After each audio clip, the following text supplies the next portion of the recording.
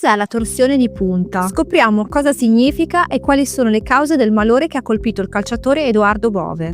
La torsione di punta o torsione delle punte è un tipo di aritmia ventricolare, ahimè molto pericolosa. Il nome deriva dal fatto che i tipici complessi dell'elettrocardiogramma, le punte, tendono a orientarsi dapprima verso l'alto per poi girarsi verso il basso e tornare verso l'alto, causando quel tipico aspetto appunto a torsione da cui prende il nome l'aritmia. Perché è pericolosa? Si tratta di un'aritmia molto pericolosa in quanto il cuore batte molto rapidamente e in maniera irregolare, potendo causare l'arresto cardiaco. Infatti questa aritmia può evolvere con facilità nella fibrillazione ventricolare, in cui il cuore non ha più una contrazione ma vibra soltanto, rendendo impossibile l'eiezione del sangue, cioè la fuoriuscita del sangue, e quindi il raggiungimento di tutti gli organi, in particolare il cervello.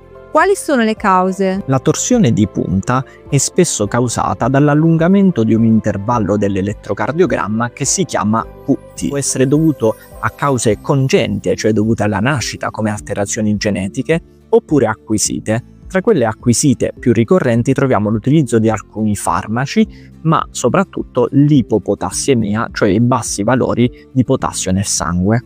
Quali controlli fare se si pratica sport? Gli sportivi agonisti sicuramente devono seguire tutte le indicazioni del medico dello sport e fare i controlli previsti.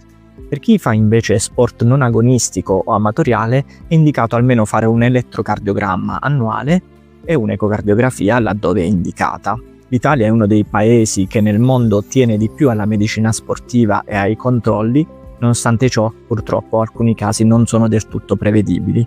Ma questo non deve demoralizzare, anzi deve invogliare a tenere ancora più alta la guardia.